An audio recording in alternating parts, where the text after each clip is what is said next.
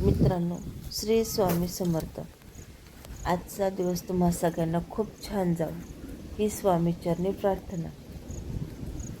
आज आपण व्हिडिओमध्ये किंवा टायटलमध्ये तुम्हाला समजलं असेल की आपण आज टणटणच्या झाडाची माहिती पाहणार आहोत. जेव्हा आपण पूर्वी स्कूल बस नसायची तेव्हा आपण पायी पायी रस्त्याने शाळेमध्ये जायचं. 2 किलोमीटर अंतरावरती 3 किलोमीटर अंतरावरती जायचं आणि तेव्हा रस्त्याच्या कडेने आपल्याला हे टणटणीचं झाड दिसायचं. ती अशी रखरखीत पाने आणि त्याच्यावर असे सुंदर लाल पिवळे गुलाबी फुले, लाल पिवळे फुले आणि हिरवा झाडा. तो किती सुंदर दिसायचा. तसेच पिवळी फुले गुलाबी आणि त्यात नारंगी असं ते एक सुंदर असे 2 प्रकारची ही टणटणीची झाडं आढळतात. ह्या 2 कलरमध्ये झाडं असतात आणि त्याच्यावर त्याची पहिल्यांदा आता सुरुवातीला हिरवी हिरवी अशी फळं येतात आणि नंतर ती मोठी झाली पिकली तर ती काळी काळी होतात. असं हे टणटणीचं झाड आताही आपल्याला दिसतं, पण ते कमी प्रमाणात ही झुडपं असतात. पण पूर्वी ही आपल्याला रस्त्याने सर्रास दिसायची आणि आपण रस्त्याने शाळेत जाताना त्या झाडाची फळं तोडायचं, खायचं किंवा ती पानंही खायचं.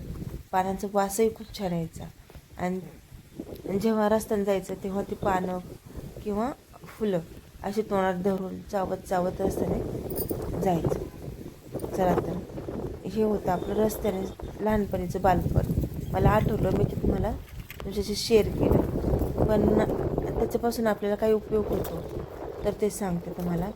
जर आपल्या तोंड आलं असेल किंवा तोंडातलं आपल्याला काही उष्णता बाहेर पडत असेल, मग खाता येत नाही, त्यावेळेस आपण काय करायचं, त्यात जे कोवळी पानं घ्यायची, स्वच्छ धुवून आणि ती आपली अनुषपोटी खायची.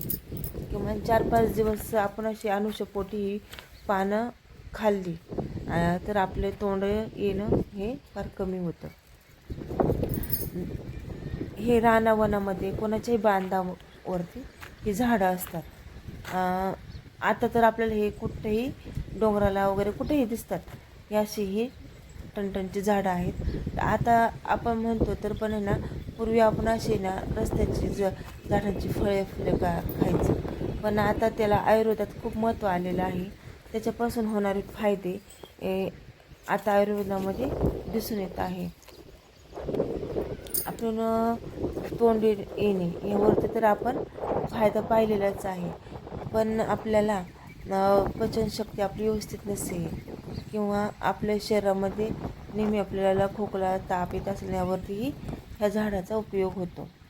आणि मुख्यतः म्हणून मूळव्याध यावरतीही त्याचा उपयोग होतो. ह्या झाडाचा पानं तोडून घ्यायची आणि ते पानांमध्ये 2 ग्लास पाणी ओतायचं आणि ते उकळून घ्यायचं आणि उकळून घेऊन झालं 1 ग्लास पाणी झालं की ते आपण अनुषपोटी सकाळी आणि संध्याकाळी असं 2 टायमिंग प्यायचं. तर पहा, तर आपल्याला मूळव्याधावरती लवकरात लवकर ठीक होतो याचे दिसून येते. असं हे टणटणीचं झाड हे सर्रास कुठेही असतं. आपल्या महाराष्ट्रामध्येही जास्त प्रमाणात आहे आणि विशेषतः म्हणजे आपल्या अशा रस्त्याच्या कडेला बांधावरती हे जास्त प्रमाणात दिसतं. पूर्वी आपण त्याचं काय करायचं, फुलं तोडायचं आणि खेळताना आपण त्याचं डेकोरेशन म्हणून त्याचा उपयोग करायचा. असं एक टणटणीचं झाड असायचं. असं लाल पिवळी गुलाबी फुले नाही का दिसल्यावरती किती सुंदर वाटायचं. तसंच त्या झाडांवरती फुलपाखरे खूप छान उडायची ना, ते पण खूप भारी वाटायचं. त्या फुलपाखरे आणि मधमाशी अशी फिरताना पाहायचं आपण, खूप छान वाटायचं. असं हे फुलांचं टणटणीचं झाड आपल्याला दिसतं. तर चला, आज आपण टणटणीच्या झाडाची माहिती पाहिलेली आहे. तुम्हाला माझा व्हिडिओ कसा वाटला ते कमेंटद्वारे नक्की सांगा.